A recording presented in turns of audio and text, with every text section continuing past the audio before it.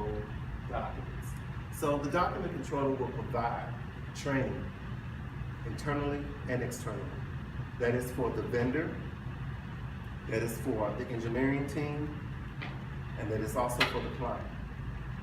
EDMS systems have portals where vendors, clients, and it is also what you would consider a level of security to allow certain people to see certain files and certain people cannot see those files because it could be proprietary for the client, and that is not the information you want to divulge to your vendor.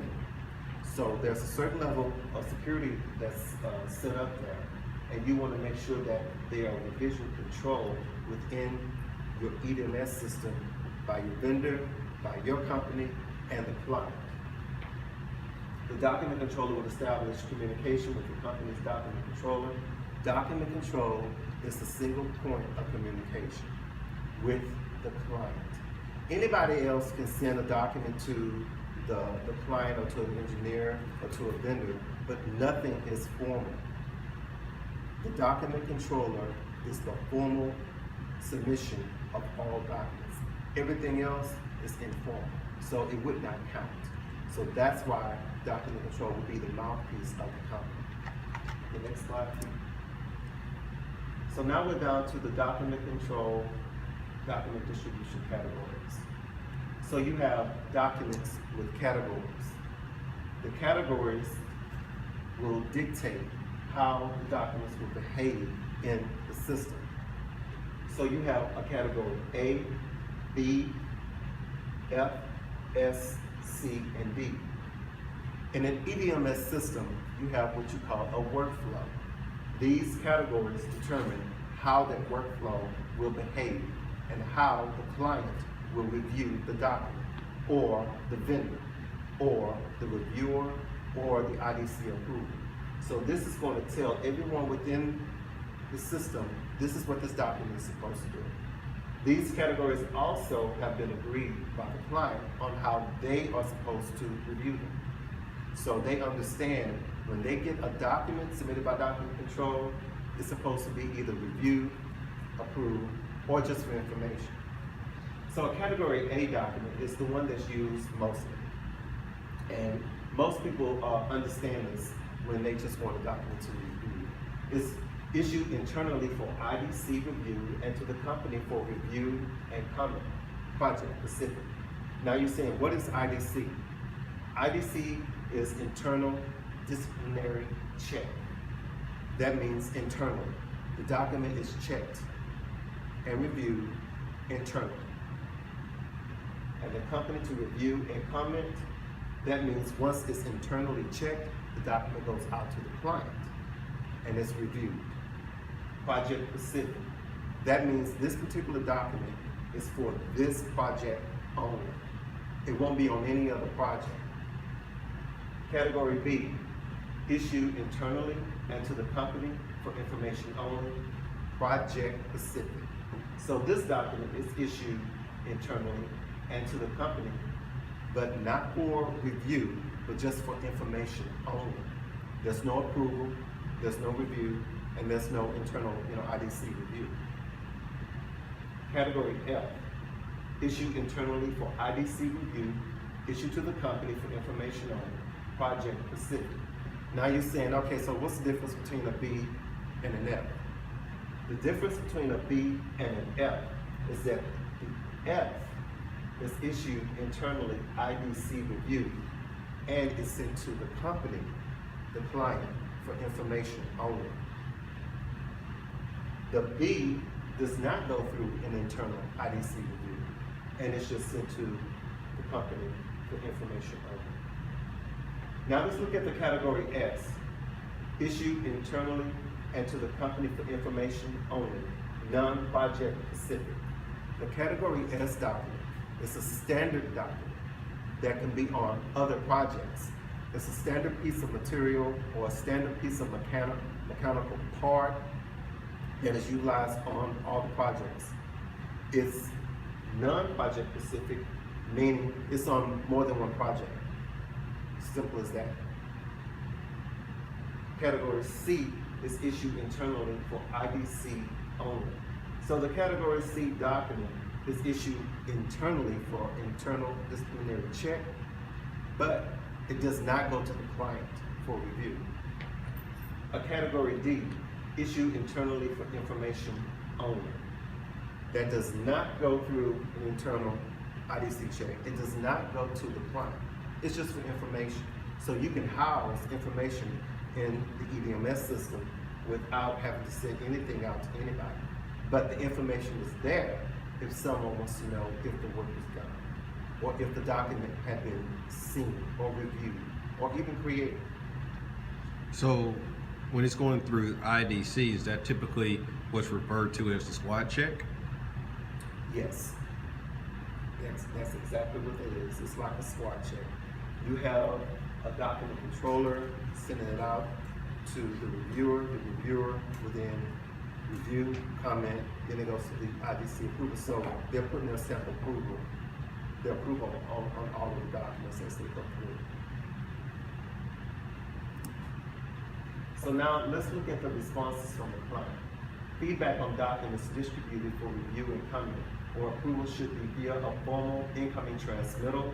An approved acceptance code indication with one of the following below should be assigned for each document referenced on an incoming transmittal.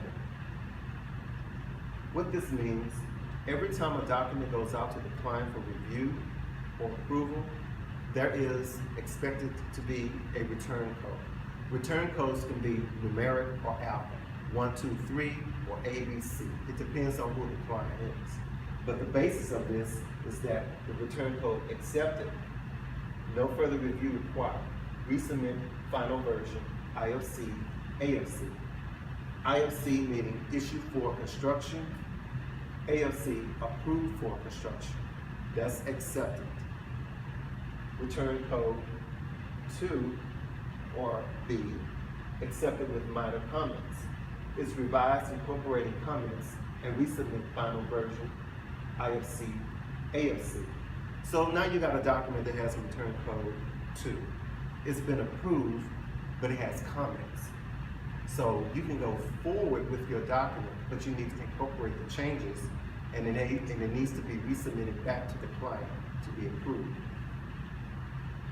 The next return code, code 3, not accepted, rejected, revise, resubmit, reissue for review and approval. Basically, this is totally a no-go. It is rejected. You need to return the document back to the document owner, revise, submit with the comments on the document. So you can't go any further with that. So revisions and issue descriptions. So now let's go through how this all works with the return acceptance codes. Customer review and return the document with the return codes. 1, accepted with comments, or 2, accepted with minor comments. Slide forward, please. So now, you have your company that issues a document at a Rev A. Depending on the contract with the client, the first revision, as long as it's acceptable by the client, your first internal IDC review will be an A. The client revision depends on the client. They can choose whatever revision they would like to have. So at this point, you will get ready to submit your first internal disciplinary check at Rev A. That's internal within the company. Now, you're ready to submit it to the client. So your first revision to the client will be Rev B. Client revision to be determined depends again on the client. They may use your revision, they may have their own revision. So that first revision will be B.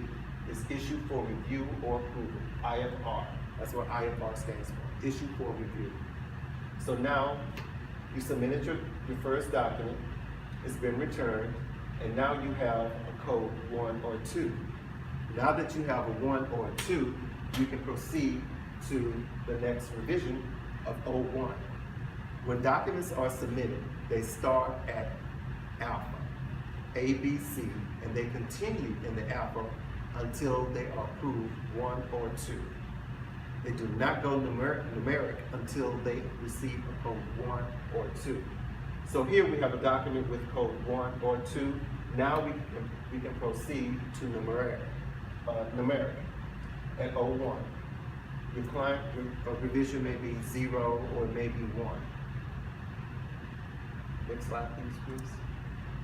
So now we're going to continue on to look at if it's not accepted. The customer viewed and returned the document with return code 3, not accepted.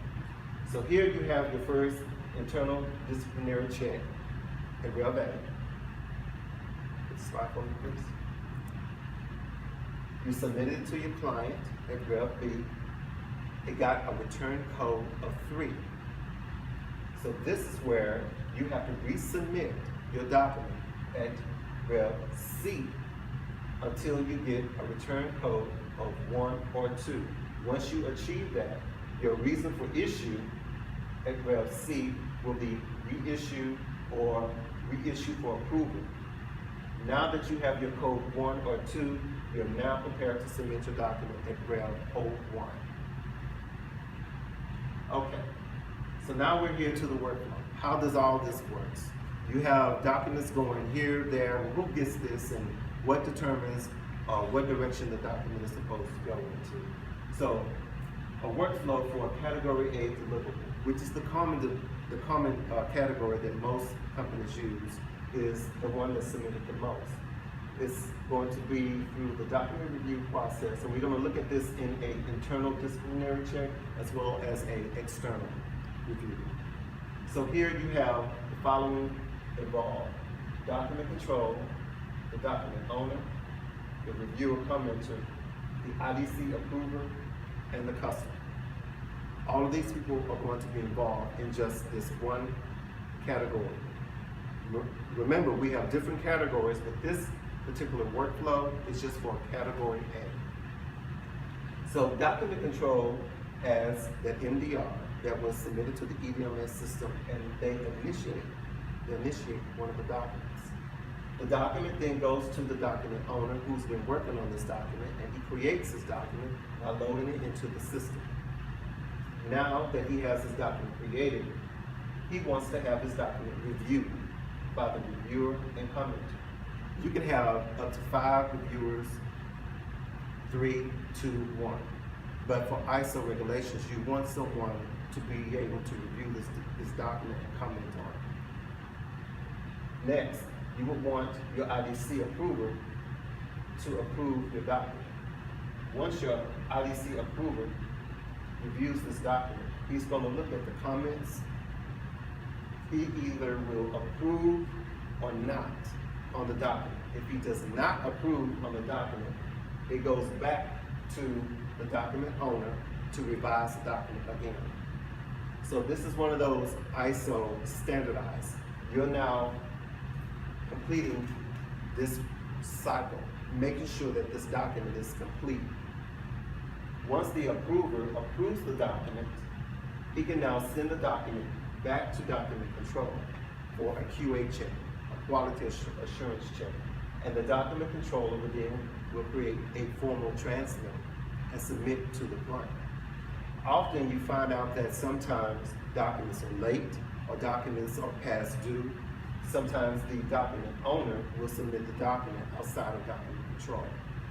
That is a big no-no for document control. That means the document is informal and that the document will not be honored by the client. So then the document, as far as the client is concerned, has not been received. We didn't get the document. Although your engineer may have sent it, it doesn't count. That's why you have your document control with the formal transmittal and the formal submission of the document to prove that it did go through an internal IDC review.